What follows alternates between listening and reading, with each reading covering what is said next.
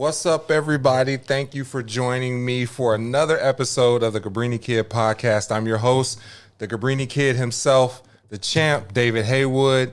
Like, subscribe, share, and you can find the podcast on YouTube, Apple Podcasts, Spotify Podcast, iHeartRadio, and a new venture coming soon, so stay tuned.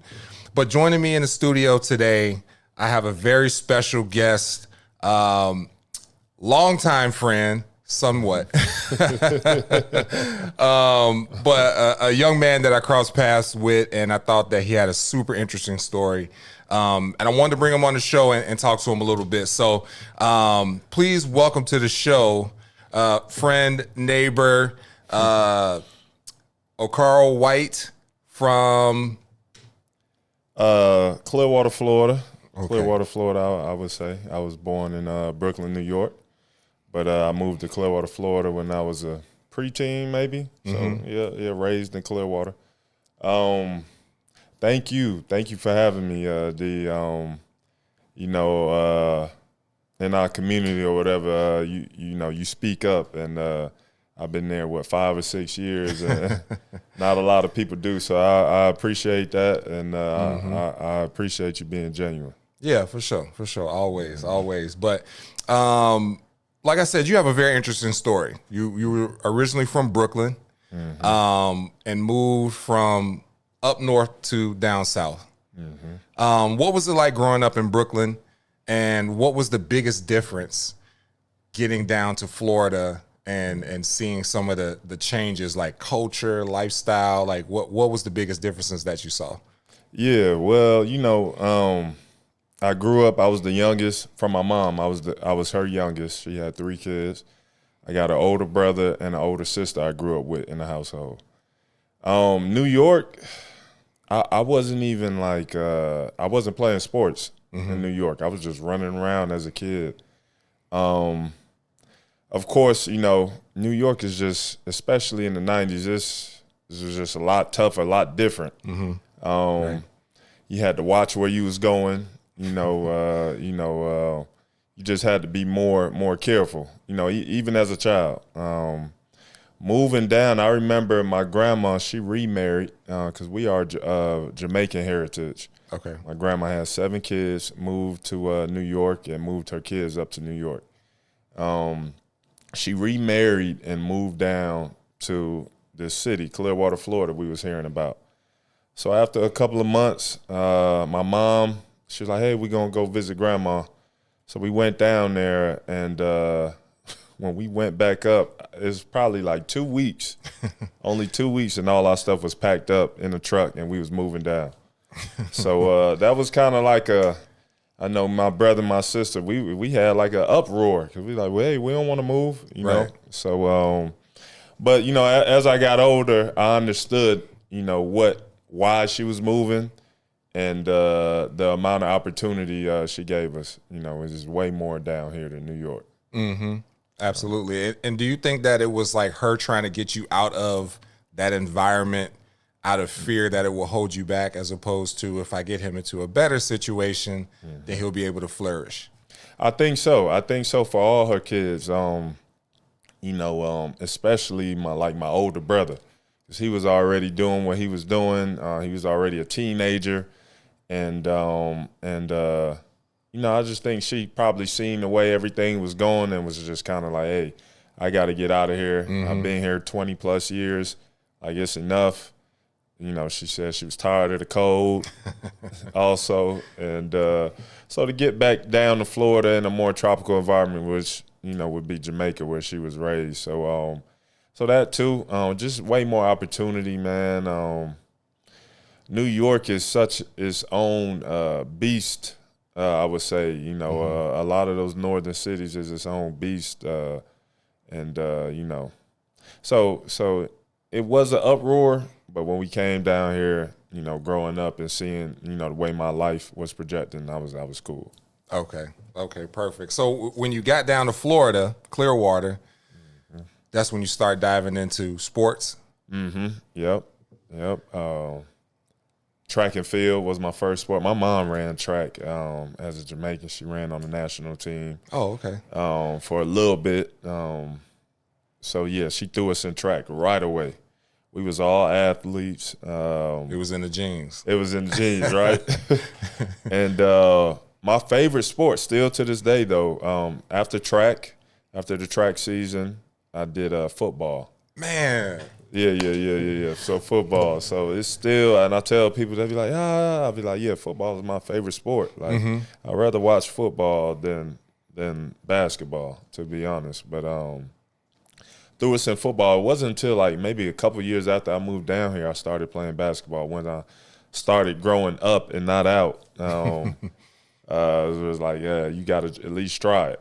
Right. Yeah, Okay. but football was my main sport. Yeah, I can definitely vibe with that because I can still remember freshman year of high school. My parents didn't let me play sports growing up. Yeah. My mom was a nurse, my dad was a chef, so my mom was always just super scared of injuries or whatever. So they really just wanted me to go to school and get an education. But I remember the first day of freshman year of high school, I walked out the back of the high school and the football team was practicing. And I remember leaning on the fence. I had my whole face on the fence, and I'm just watching it, right? And I remember the coach came up behind me and tapped me on the back, and I didn't see him coming, so he kind of startled me a little bit. He tapped me on the back. He was like, "You want to play?" And I was like, "Nah, I don't think my mom would let me." And he was like, "Well, give me your phone number, and I'll call your mom." He called my mom and convinced her to let me play, but that was my first passion. Football was. Oh, wow. Wow, okay. And I assume you being from Chicago, once again, I know you're a Bears fan. When it comes to baseball, I don't know if I asked you before. Nah, you didn't. I grew up on the north side. Okay. I feel like I've been to Cubs and White Sox games. I had more fun in Wrigley. Okay. I had more fun in Wrigley. When we would go to the south side to go to those games, it was.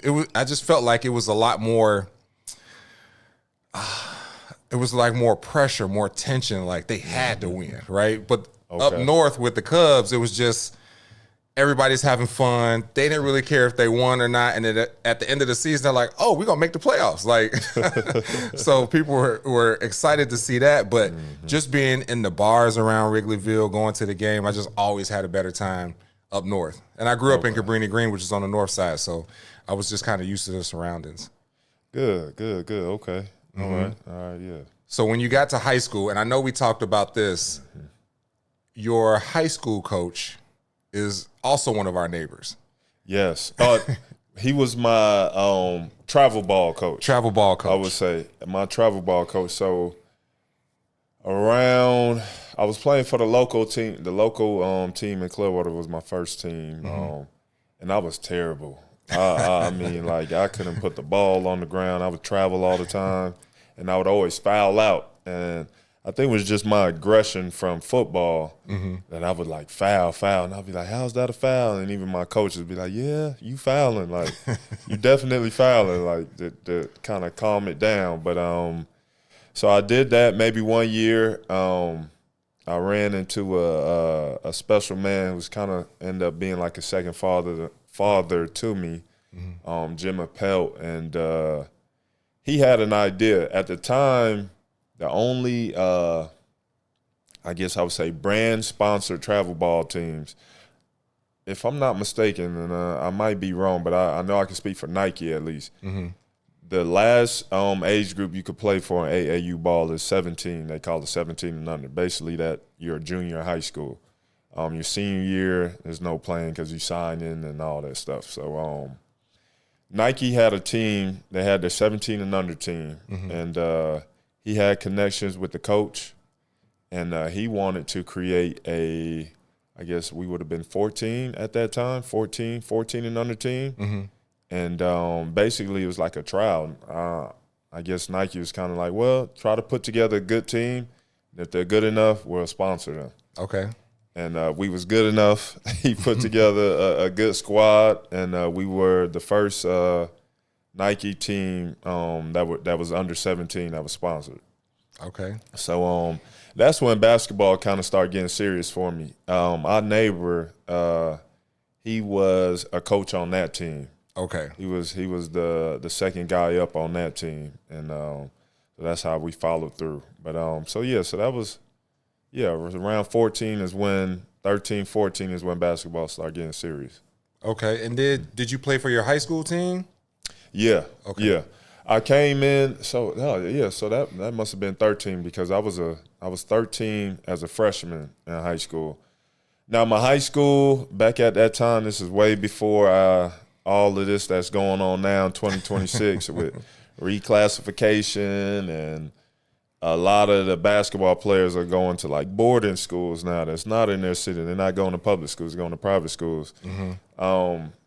We had, being in middle school, which I played in the 7th and 8th grade, knowing I already knew what school I wanted to go to. And it so happened the best school ended up being the high school I was in zone for.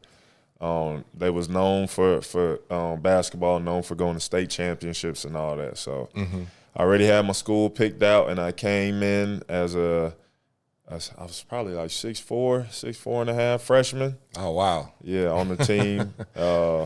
Who already had, a player going to Florida State already. The point guard was going to Florida State. A couple other D1 players was already there. So I kind of fit right in. Okay. Okay. And then, so you had high school ball and you had travel ball. Which did you enjoy more? Travel ball, hands down. High school was very, and I try not to, I'm a very humble dude, but high school was like easy, right? You might come across a player or two that could be like very good or somewhat decent, but high school ball was easy. Travel ball was super fun because you playing with players that's your caliber, and that's where you really get the challenge. And then also it was fun because you was taking those 3 to 4 days away from home. Right. Away from your parents. So you think you could wild out a little bit, and we were, unfortunately, but fortunately we kept it all. We didn't wild out too much. Right. But travel ball for us was always fun. Being on a Nike sponsored team at 14 years old, you're getting shoes, you're getting socks, you're getting all the gear, and then you traveling to Tennessee, California, Vegas, New York. So that was good. In high school, it wasn't all that travel, and you might get a pair of socks here and there, But yeah, travel ball was school sponsored, right? Travel ball was way more fun. Way more fun. See a lot of different people, meet a lot of different people, and see a lot of different things. Okay, and then so I'm 42, and you're younger than me. But I think we kind of still grew up in the same era where to get on a travel ball team, you had to be seen, or you had to kind of know somebody, right? Right. And I think now travel ball is so different for kids because if your parents have the money to put you on the team, you're on the team. Yep. Or they may have like a really good kid, and they'll just put 6 or 7 kids around him so that kid can get some more playing time as well as playing in high school. Right. Do you feel like that's helpful, or do you feel like it's a little bit more harmful? Because I'm not going to say that they didn't earn their spot, but it's easier for them to get on a travel ball team now as opposed to when we were coming up. Like if the coach didn't see you, you didn't get on the travel team. If he didn't recruit you, you didn't get on the travel team. Right. Now, if you have $500 a month, you can get on the travel team. That's right. That's right. And you can have say on the travel team. I mean, I think it's hurtful. To be honest, with the basketball, I mean, all across the board, from now speaking on high school and college, with NIL, you got kids getting paid in high school. You got kids on commercials in high school, getting sponsorships, getting like real money. I don't think that's very helpful, but I mean, I think it kind of gets to the point where it's like, everyone's doing it. So, are you going to stay left out? Or, if you have, the amends to, hey, I want the best for my child. And maybe if I put him around these high caliber players, maybe it'll rub off on him. Maybe he'll learn some things. I have the funds to do it. hey, can I get on your team? You know, it can go either way, but, you know, for the development of a child, you know, which I think all children need to learn, you know, a little bit on their own. You know, you don't want to make it too easy for your child. You want the best for your child. You don't want them to go through some of the things you went through. So you try to get that out the way. But at the same time, eventually that child has to leave the nest. So you got to try to help them in the correct way. Okay. And so you're playing travel ball, you're playing high school ball, you're getting better. At what point in high school did you say, I can really do this? Like, I believe in myself enough that I think I can go pretty far with hooping. Yeah. I would say, because that's the thing. Once I got to high school, because I was playing Little League, football was still like on my mind. Like I knew like I was growing and I could see that, and I knew I was this tall, like lanky guy who looked like a basketball player. But for me, it was like football. That's where all my friends were. So I was like, I'm gonna go to high school and I'm gonna play football.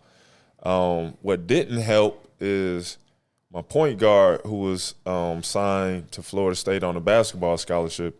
He was playing football. He was a quarterback, and he was a good quarterback. And he had like a couple of low D1 offers to play football. So I remember having like a conversation with my high school coach. I need to hit him up. Jack Coit, a very famous coach out of Clearwater High School. He retired many years ago. Having a conversation with him, he didn't like none of that. He didn't like his starting point guard. Just pick one. Right. He didn't like none of that. So I had a conversation with him, and you know, being a child, you know, I kind of was like, okay, like I get it. I am shooting up and not out. I get it. So I was like, let me focus in on basketball. So I would say, like, I was highly touted by people going into high school for basketball. You know, I was tall, mostly taller than everybody. They retired my jersey in middle school, hung it up in the school. But I would say personally, because those are just other people's opinions, probably my sophomore year of high school was when I was like, I came off of my travel ball season, and we started my sophomore year season, and throughout that season was probably when I was like, okay, I'm the man, and I'm gonna be the man for these next 2 years. So that was around the time you know, probably start sniffing myself a little bit. Rankings and all that stuff was coming out, and so yeah, that's definitely around the time where I'm like, okay, I'm gonna do this. And right after my sophomore year, I knew that number one, wanted my mom to be able to watch me play in college. And I know with the situation we had, you know, I knew she couldn't be flying everywhere. So I was like, all right, I'm going to one of these schools in Florida. And I wanted to hurry up and get it out the way because my junior year in high school, we had a team that was predicted to win states. And your high school team? Yeah, my high school team. And we fell short the season before, but we had a good time that year. And around that time, I was getting so many letters and calls from different schools, and I narrowed it down. I knew it was either going to be Florida or Florida State. At that time, my travel ball program, they were like funneling guys to Florida. Now this is one of the top team in Florida for travel ball. They were like funneling guys to the University of Florida. So like most guys were going there. And I was one of the guys who was like, I'm going to Florida State. And I'm glad I did. I got to play for a heck of a coach, one of the best coaches in the NCAA history. So, yeah, it was around that time. So I committed right after my sophomore year. To Florida State. You was done. Yeah, I was done. Nobody else contact me. I know where I'm going. Right. I'm done, you know, and coming from Clearwater, and Clearwater being the size it is around that time, everyone was like, okay, yeah, he's the one. So around that time, I was like, yeah, I should be good to go. Okay. And then how hard, I guess, I'm not going to say how hard was it, but did you find it difficult after you committed sophomore year to stay focused all the way through to senior year? Because you know what you got coming when you graduate college. Was it hard for those next sophomore, junior, senior year to stay focused, like stay out of trouble, Yeah. stay away from outside influences, you know, don't get hurt, you know, those type of things? Was it difficult? Did you find it difficult for that? It was you that young, man, and I know we were speaking about the NIL stuff and these kids getting paid now. That was difficult in a numerous amount of ways. One was because a lot of kids don't sign till junior or senior year, maybe late. So you got that out the way a year earlier than that. Yep. Very difficult because, you know, I would say it kind of, you know, went to my head a little bit. You got so many people like harping on you, hey man, if you do this, you could be the next big thing, and you also get the other side of, oh, he think he's somebody because of such and such. You know, so you kind of could lose it a little bit. The good thing is to have good people in your corner. But it was kind of tough. I remember, I'll say this. Coming from New York, moving to Florida, I just felt like, and this is before sports, when the first day in school, like, you know, it's like, oh, that's the New York kid. And it's like, I just felt like I was tougher than everybody. You know, people down here was country and all of that, you know. So I say that to say I kind of maybe reverted back to that a little bit. You know, and, you know, I end up having a subpar senior year maybe because of it, where I was supposed to keep on, you know, growing. And but when I did move down, I was a little bad. I was getting in trouble. I mean, we all was. My sister was, my brother was, like, we was all getting in trouble. And I remember going into high school, and I'm, like, doing, like, little things, like skipping and stuff like that. And I remember one time the principal of the school, I was a sophomore at this point, and I got in trouble. I got caught skipping or something. And I go to the office, and he's like, what are you doing? He was like, it's almost like you want to be in trouble. He's like, we doing everything that you don't, so you don't get in trouble, and you're trying to force our hand, like, to be like your friends, you know, type of thing. It's like, all you got to do is play ball and do your schoolwork, and you're good. And, you know, once he had that conversation with me is when it kind of clicked, like, what am I doing? Like, why am I sitting in, you know, in school suspension for, you know, 3 hours out of the day for skipping for no reason, you know? So after that is when it kind of clicked, and I started to kind of change my ways on the trouble stuff. Okay. So you straighten up a little bit, get through high school, and now you go to Florida State to play. How big of a jump was it talent-wise from high school to Florida State? A huge jump. Well, I guess I wouldn't say a huge jump because I was already playing with some D1 players. So, like I said, the point guard, he went there, so I already knew how he played. Playing travel ball, you playing against the top 100 players in the country. I would say, though, the structure, I never had any type of structure like that, where it's like, yeah, you're away from your parents, but, hey, you got this class, then you got practice for 3 hours, and then you got tutoring right after. So the structure was the biggest difference. One thing I would say, even, you know, Florida State, where it's not like Harvard, the schoolwork was hard. It was so hard, man. And I graduated high school with I graduated with a 3.4 maybe, and that was like just doing whatever. You know, that was probably helping me out. Who knows? You know, but when I got to Florida State, I came in with another freshman, both of us. He was from North Carolina. After the first semester, the first 3-month semester, which was we went there in the summer, we were both on academic probation. It was almost like a complete, here we go again, because Tallahassee, man, I know you from Chicago, but Tallahassee, you got Florida State University, about 40 to 50,000 students. Literally across the street, you got Florida A&M University, which, if I'm not mistaken, is the biggest HBCU in America, and it's literally across the street. So that might be another 15 to 20,000 students. And then 10 minutes up the road, still in the same city, was a community college called Tallahassee Community College. And that is the biggest community college in America.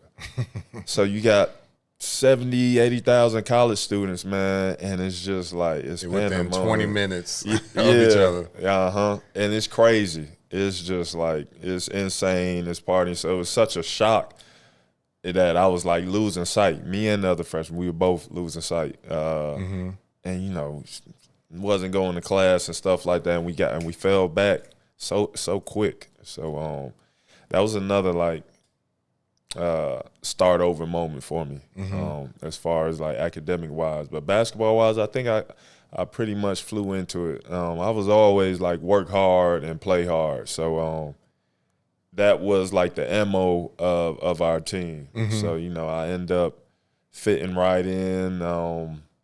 And then I ended up starting my freshman year after about 10 games. So I think I kind of fit into the basketball part, but it was the off the court part. Yeah, that was bad. That was bad. So. Yeah, I mean, I can definitely vibe with that, because I did well in high school, got an academic scholarship to go to the University of Iowa. And the director of our academic program knew the head coach at Iowa. And he knew me and my roommate both played in high school, and me and my roommate met each other in high school, so we were like best friends. And he came to us one day and he was like, "Hey, y'all want to go meet the basketball coach?" We were like, "Yeah." Like, we had a Big Ten school. "Yeah, I want to go meet him." And so he walked us in the office and introduced us to the coach and his dad, and we sat down and talked to the dad. And the dad knew my high school coach, but he also knew my roommate's high school program. Okay. And he was like, "Well, you know, I like everything. I know you guys coaches. You guys seem like good kids. I don't think we're going to have to worry about the grades. Do you want to walk on?" And at that moment, we went down, signed our paperwork, walked on. Wow. And sitting courtside, watching other freshmen that came in with us, who were Mr. Basketball from Indiana, Mr. Basketball from Iowa, Mr. Basketball from Illinois, watching them play, I knew I wasn't ready. Okay. I knew it, because in high school you playing with, I went to a basketball high school in Chicago that was very well known, but the talent level was so different from high school to college. And where we played in Chicago, we had some very well-known programs, right? Westinghouse, Manly, Whitney Young, Simeon, you know, and they used to call it the baby NBA because they were sending guys to college and guys going to the NBA all the time, right? Yeah. But it would be like one guy on a team that was the man. Sometimes two, but usually one. Okay. But then to go to college, and all of these guys were putting up 30 points in high school. And now you got a team full of guys joining the seniors and juniors that were on the team that were all doing well. Was a huge culture shift. And like you said, the structure, you know, was something to deal with. The off the court time management. Like, I got to go to class, but then something else might come along. You say, "Well, I'm gonna miss class today." Right. And now you're a week behind because you didn't go to class, which means you didn't go to the study session, which means you didn't do this, you didn't do the homework. So managing the time and all that stuff is definitely a big shift for a lot of people. And I don't know if there's a lot of resources or enough resources put in place for young players coming in as freshmen and sophomores, probably, to kind of help guide them. Right. You know, they tell you where to show up, but you're on your own now. You're away from home. You stand in the dorms. Very little oversight. Just be to practice on time, be to class on time. and everything else that happened in between is something you make some good decisions. Make some good decisions. Right.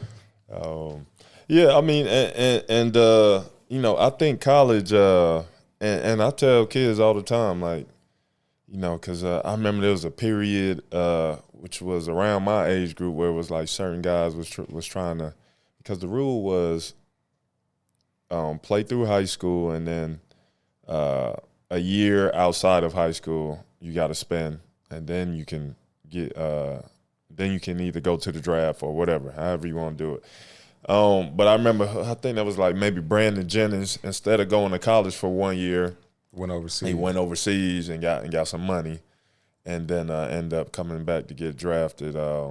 But I tell kids all the time, man, if you got a chance to go to college, go experience it. It's a one of a kind experience. I spent all 4 years, which people don't do for sure nowadays. But those 4 years was probably like some of the best 4 years of my life, or some of them, I would say.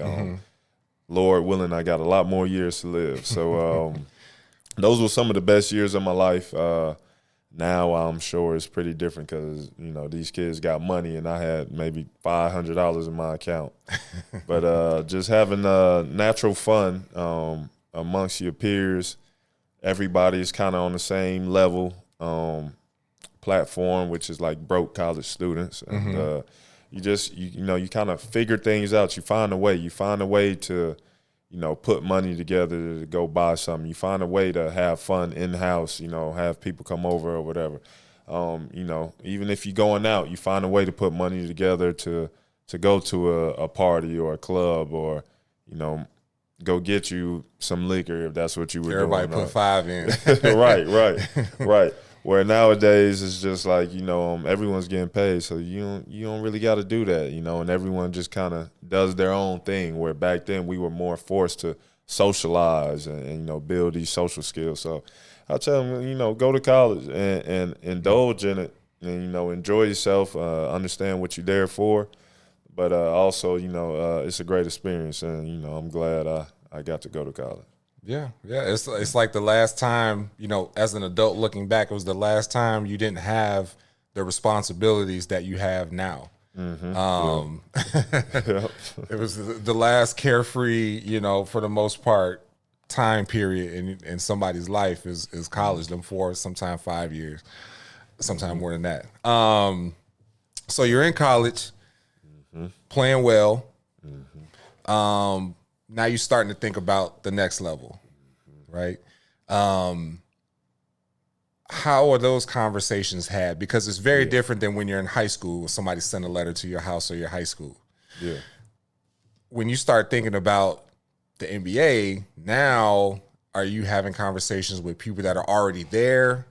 Are you having conversations with your coaches? As a freshman, sophomore, junior, are you having conversations with seniors or other people who are going into that process at the same time? I would say I was fortunate to have a couple players that were older than me at Florida State get drafted and make the NBA. I remember there was one guy, a close friend of mine. He didn't even think he was just watching the draft. And he got drafted in the second round. He was watching the draft because the other players, I remember when I was a freshman coming in, he was watching the draft for his other teammate that was projected to get drafted. And he ended up getting drafted just before that teammate got drafted. So, wow. So things like that. So I was lucky to have a couple older guys. And I always hung out with the older fellas, especially in college, I just kind of relate. I could relate more with the guys that was 2 years older than me and 3 years older than me. So I always hung around them, and we all still friends to this day. So I was lucky to have some of those guys to talk to. Hey, how's this going? What's the life like? Because even throughout college, and I was playing well, it still wasn't like it wasn't clear cut. It wasn't like, oh, he's going to the NBA, he's going to get drafted. It was like he has the potential. And so I would say I didn't start having those conversations with like my coaches and stuff until maybe like my senior year. I was like, well, I know I'm good enough for overseas. And at that point, I was kind of getting tired of college a little bit because my senior year, we was underperforming, not ranked in the top 25. We had a subpar season. So I was ready, like, I'm ready to go make some money. I don't care at this point if it's overseas or the NBA. I just want to go. I'm just down with college. Right. So it was around those times, and then I don't know if you want me to go now, leaving college, but after the season and choosing an agent, which that was another process. I chose between about 3 to 4 agents, and did they approach you? Yeah. Okay. Yeah.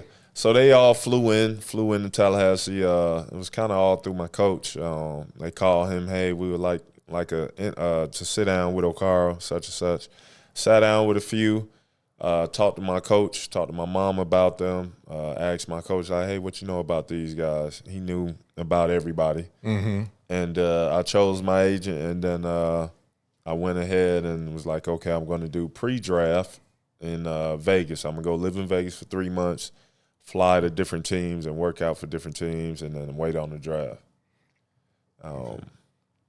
And you went to those workouts from Vegas? Yes. Okay. I was working out with a basketball company, Impact. It's called Impact in Vegas. Shout out to them. So I would work out throughout the week, and then my workouts would be scheduled. Like if I got to go to Golden State, or if I got to go to Washington, or if I got to go to New York, it'll be on certain days, and I'll fly out, work out, go to the next workout, and then go back to Vegas. Then maybe that next week do some more workouts. So basically staying in shape, getting sharp in between. Yeah. Now you mentioned something. You talked to your mom about the opportunities that were presenting themselves. How big of a part in your decision making was your mom's perspective? It was very, very big. I haven't told many people this, but if I jump back to college, right, as I was saying, my AAU club was kind of funneling people towards Florida. I like, it's going to break my heart to say it. Your mom wanted you to go to Florida? No, I was leaning towards Florida. She didn't really care, right? So as a freshman in high school, and even as being in the 8th grade, we had so many guys going to Florida, and we had a few go to Florida State. I would take unofficial visits as a 13 or 14-year-old with my AAU team or my AAU coach or whatever. We would go up there and have an unofficial visit. So I had been to Florida and Florida State maybe like 5 or 6 times by the time I was a sophomore in high school. Okay. And the one time I took an unofficial, my mom came with me to Florida. Billy Donovan was there at the time, and he was showing us everything that I had seen but my mom hadn't seen. And at the time, he had 2 kids, I'll never forget. They were committed. I don't know if they were signed yet, but they ended up going to Florida. I forget, Eric Murphy and Deshaun Painter, I think his name was, out of Virginia. And so they were on their official visit. So, your official visit, your parents come, and they pay for everything. Unofficial is like they don't pay for nothing. You find your way there. They'll show you around. It's on you. Right. So after you sign, you get your official visit. So they were there with their parents. So the kids that were already in college, they had a workout, and me and my mom, we behind Billy Donovan. He walks into the gym, and to be honest, I don't even think maybe he seen or knew what was going on, but it was one set of family on one side and another set of family on the other side. These are committed and signed kids. And his college kids were on the court. They were ready to get the workout going. He walked in the gym and walked past both families and didn't say nothing. Now, he could have said something before, who knows. But, my mom seen that, and she was like, no. She's like, She's like, he didn't say nothing to these families. She was like, no. I ended up telling him that years later when he was coaching with the Bulls. But yeah, so from that point on, I was like, all right, I'm going to Florida State. I committed maybe a week or so after that. So she was big. She was big, like something small like that, I was like, all right, Mom, well, I'm not gonna fight you, but as long as I'm staying in Florida, that's fine. I'll make my way. But she was a single mom. My dad, I love my dad. You know what I'm saying? For some reason, my dad, I could always understand him as a young child. He didn't raise me. He wasn't necessarily in my life like that. He had way too many kids, 7 kids, and I'm his only biological boy.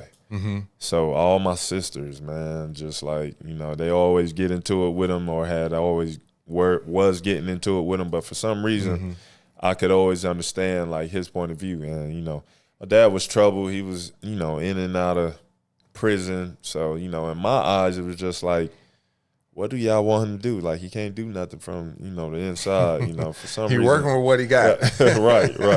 I always had that. So, my mom, she was my mother and father. So anything she kind of felt was off, I would just rock with it.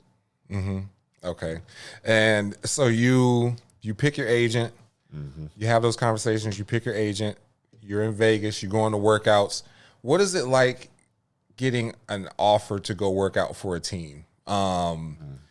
Because from the outside, it looks like it could be a lot of pressure. Just because you're going to, like, if you say, like, Golden State, right? You're going to Golden State, a storied program, tons of history. The coach is going to be there. Their staff is going to be there. Yeah. Maybe some of the players are going to be there. Do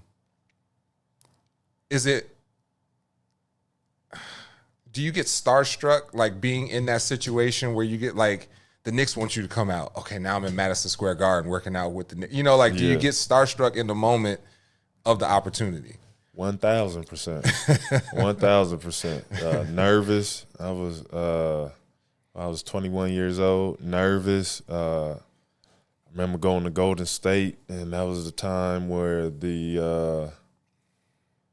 was just basically building their dynasty, and nervous. I didn't get to see any other players other than, I think I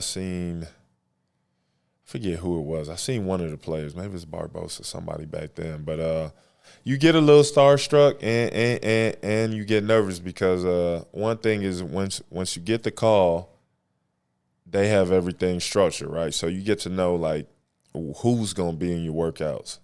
So it's like you might have been watching some of the college kids play on TV and you're like, oh, he tough, and now he in your workout. So it's either you're going to go in like, I'm going to try to kill him, or it's like, dang, he tough. He got a lot of stuff. So there's a lot of you. It's not just you. There's a lot of people invited in for the workout. Yeah, okay. I would say at the most like 4. They'll try to have like either 2 guards and 2 bigs go against each other. I've been in just 4 bigs together, and we all like play against each other one-on-one and stuff like that. But at the most, the normal workout should be around 3 to 5 players, 3 to 4, 3 to 5 players. Okay. Not like 20 or nothing like that. But I'm sure they probably do have something like that. But the normal workout should be like 4 players or something like that. Okay.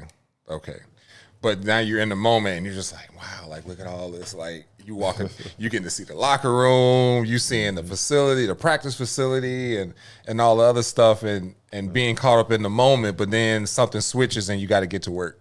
Yeah. So you go through your workouts and you get to a point that summer, I'm assuming, where you're waiting.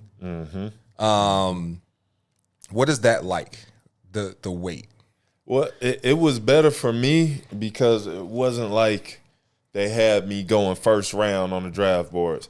My best workout was in Detroit. And, I mean, I killed. It was like a big man workout. I killed, and I'm like, these people going to draft me.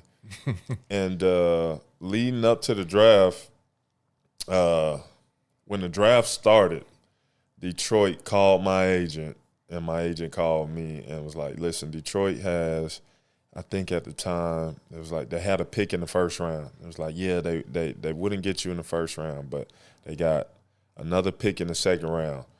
And then I think that was at like 48 or something like that. And it was like, verbatim, if Okaro's still there, we're definitely going to get him at that point. And so I was like, now, going into it, I was just like, I may get drafted, I may not. It's up in the air. You know, I'm not putting my hopes there. I wasn't having no draft party or nothing like that. But when he told me that, I was like, oh, okay, like, whoa, I might get drafted. Here we go.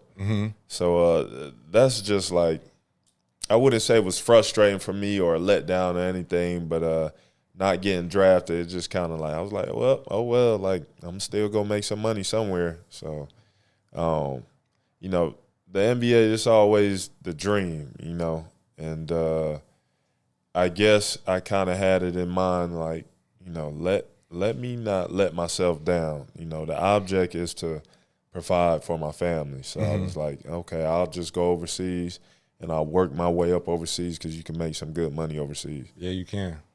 Yeah, you can. Because I know, I would assume like going through that summer and waiting, you are replaying every workout in your mind. You're like, man, I'm thinking about this one. Oh, man, I could have did better that workout. And then you went to the next workout. Oh, yeah, I killed that. I'm good there. And then the next one, like, oh, I should have passed, or I could have hit a couple more shots. So, just like being in your own head about the performances that you gave over the summer and seeing what you could have done better. Like, how did you not beat yourself up coming from a workout, going back to Vegas, being like, I did not do well. They're not taking me. I probably had one or two of those workouts. And that's why, these agents, they've been through it. They've had a numerous amount of players. It's in part on them now looking at it that they should be like, hey, man, don't worry about that workout. You're human. You're not going to play your best every time, just, try to stay positive going into the next workout, So, I mean, that was kind of big for me, and I'm kind of glad that I wasn't like this coming out of college, like, oh, he's going to be a first-round pick. I'm kind of glad I wasn't because I didn't let that didn't really mess with me, Maybe if I was and I didn't be that first-round pick, that probably would have messed with me a little bit. But I just kind of went into it as like, hey, I'm going to go out there and work, make a name for myself. If not, so what? I'll be overseas somewhere. So then you don't get drafted, and then what's next? Bologna, Italy. And growing up, and you hear about Italy and you think everything's good, and you hear about the food and you hear about how beautiful it is. And I went there, and I was there for about 2 days. and it was such a culture shock from the college life, living that college life. And that I called my agent. I'm like, hey, man, I got to go back home. I can't do this. And he was just like, listen, After man, 2 days. After 2 days in Italy. And he was like, listen, man, give yourself at least a week. And he was like, at the end of the week, if you want to be here, we'll get you out of here. But he was like, just trust me. Give yourself a week. And I gave myself a week. And they finally got me a car at the end of the week. And I was like, all right, I'm good. Played pretty good. Wasn't making a lot of money, but was playing pretty good. We took a team that was just trying not to get relegated back to the second division. Yeah. It wasn't trying to be last, and we got them into the playoffs. And just unfortunately, we were the last seed of the playoffs, so we played the number 1 seed, and they swept us. But I played well, man. I played well. I was that was my rookie year. I was a all-star that year, and around that time is when I was getting like all my skills were getting better, because in college I was just like super athletic, catch lobs, Just dunking. relying on the God-given stuff. Right. And over there, man, we was practicing twice a day, so it was like you had to like, and you only was playing like once a week, so it was like you had to like hone in on your skills, and I was just getting better, and I was watching it live, and I was shooting a three. I started shooting a three well, and I was putting it on the floor pretty good, so my skills were getting way better, and that's around the time I was like, wait a second, nah, and I started telling myself like, man, you this is good overseas, but you could play in the NBA. And literally I used to tell myself that in practice. I used to make a play and I used to be like, I'm not supposed to be here. Like I used to really say that. Right. That's what I tell kids now, like speak things, the power of the tongue, like speak things into existence, things that you want, things that you're working for. So just keep speaking it and you'll be surprised like how much closer you get to it. And so I was on that, and after the season, they was like, oh, you want to play Summer League? And I was like, yeah, I'll play Summer League. But NBA Summer League. Yeah. Mm-hmm.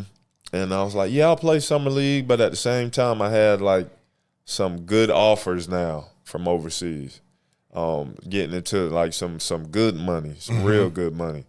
I was just like, okay, well, now I'm falling back into the, all right, I'll play Summer League, but if not, I'll be right across the water, So that's kind of how that went. Got a backup plan now, so all my eggs not in this basket. Right. I got a backup plan. Mm-hmm.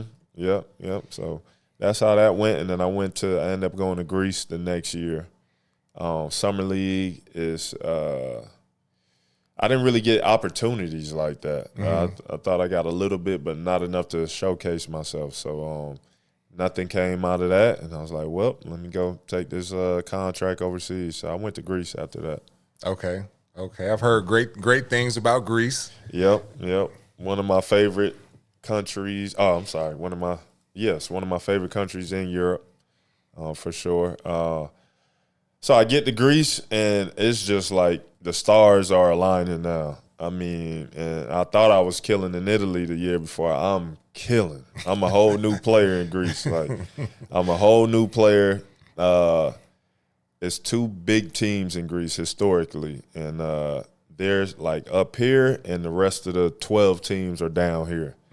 So these two always compete for the championship. They also play in a league called Euro League, which is playing, it's 18 teams, maybe a couple teams from each country in Europe, most of the countries in Europe. That is considered the highest league outside of the NBA. So they play in the Greek league and they play in this other European league. And I'm killing them. And they are like 40 points better than us. We beating them throughout the season. So like I was MVP of the country that year. And so that is when I was like, all right, I'm real close. I'm real close. Those two teams that after that season, they were like going back and forth because they wanted me. And each time my agent would be like, well, such and such offered this amount of money, and they'll be like, well, we'll give them this. And then we go back to that team and like, listen, they just offered this. Yeah, so it was a bidding war, right? And at the same time, that's where my mind was set as. I was like, this is like life-changing money. I'm going to do this. Like, I played Summer League with the Orlando Magic. Nothing really went. That was the first part of Summer League. That wasn't Vegas. That was in Orlando. And they still didn't really give me opportunity. I felt like I felt disrespected to a certain extent. Because you're like, I'm killing over here. I'm getting all the burn over here. And over here, I'm getting a few minutes, few shots, plays called for other people. But I know what I'm capable of because I'm showing it over here. It's not just that I think it. I'm showing it. Right. And so that was kind of that. And then after that, I'm like, well, I'm going to go home and enjoy the rest of my summer, and I'll be back in Greece. And after that, one of the Miami Heat guys, he actually came up to me because the Heat were in Orlando also, and then they were going to go play in the Vegas Summer League. They were like, hey, aren't you going to play Summer League with us in Vegas? And I was like, no. I'm going home. I'm in Orlando. I'm about to drive an hour back. Like, I'm going home. And my agent called, and he was like, "You want to go play with the Heat?" I was like, "Listen, man, I'm not trying to go there and not play." Like, he was just like, "No, I think it'll be good." Blase, blase, and that's how it happened. I ended up going and end up killing, in Vegas a little bit, and they was like, "Okay, we're gonna offer you a contract," but the contract was basically like come to camp contract because they had 15 players that were already on guaranteed contracts. Mm-hmm. So I was just like, what's the point? But they came back and was like, listen, we'll offer you this amount of money to take the contract. To go to camp. Right, to go to camp. And it was like, who knows what'll happen. Maybe you fight somebody out and we give that guy his guaranteed money, we pick you up type of thing. Who knows? And I thought I was very close, so I went ahead and I accepted that. And it was enough to make you say, yeah, yep, more than enough. And the good thing is, me playing the 2 years before, I already had a little bit of money in my pocket, and so I did that, and I got down to the final cuts, and one of my good friends, Rodney Magruder, he was on the same contract I was, and I remember that they had 15 guaranteed players already.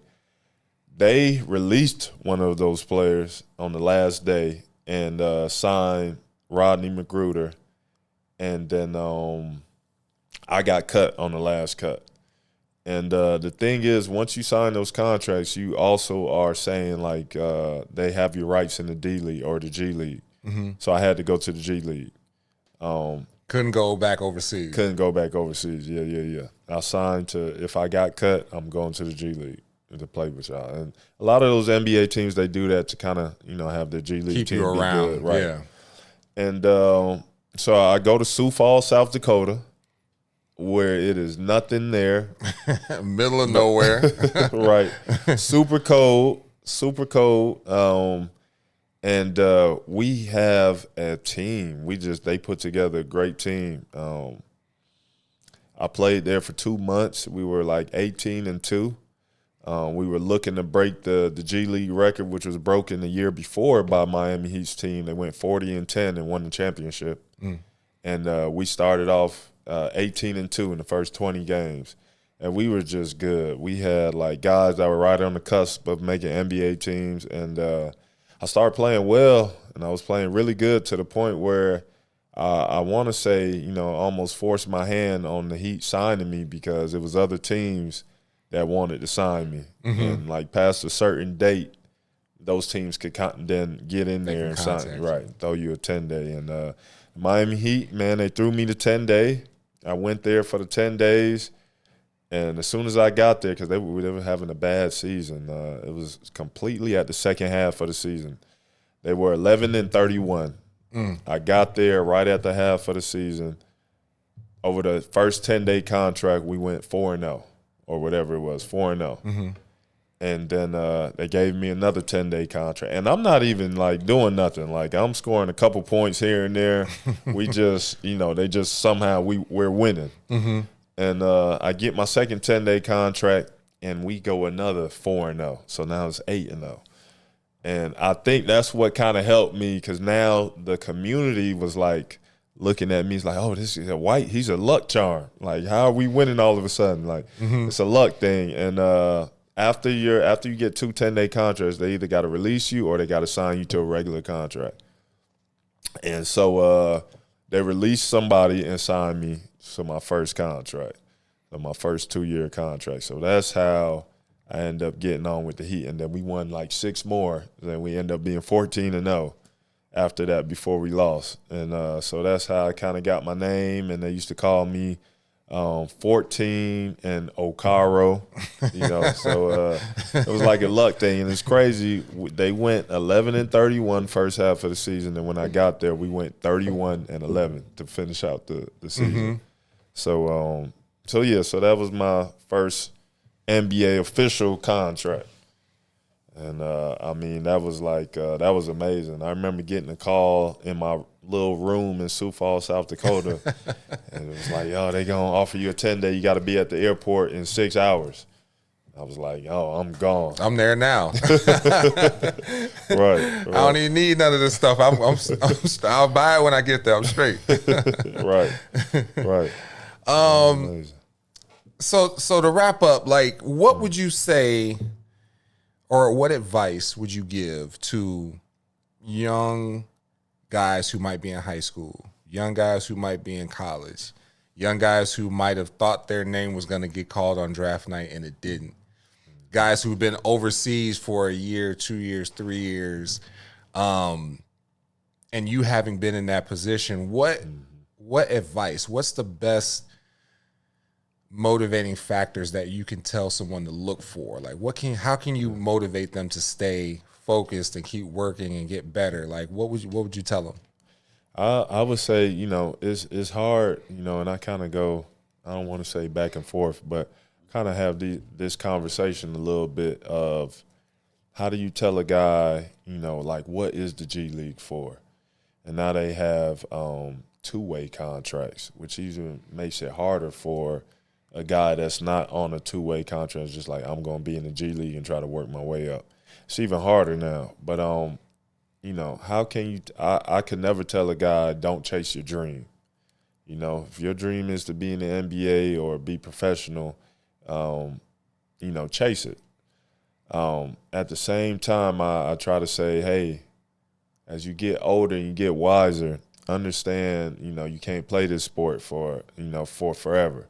Mm-hmm. So how can you set yourself up, for the forever? So with that being said, listen, man, if you tried the G League 2 or 3 years and you didn't really get nothing shaking, nothing is looking promising, please go overseas and make you some money, man, because over there you got to work your way up too. So the longer you wait is the less money you're going to make. So go over there. The longer you wait to make that move, the more behind the 8 ball you're going to be. Right. So, just use your brain, man. Pray. I'm a believer in Christ, but pray. Ask God, to kind of help you lead you into where you need to be at. What makes sense, and then if the NBA is your end all be all, where you got to work like you're trying to really get there, and preach it to yourself. Wake up in the morning every day and say you're going to be in the NBA. And like I said, that self-talk yourself, motivate yourself. But at the end of the day, it's to, make money, provide for your family, and set yourself up for the long run. Absolutely, man. I don't think you can say it no better than that. It's how much you believe in yourself and how far you can push yourself. But at the same time, you gotta look at it as a clicking a ticking clock. It is running for everybody who steps on that court.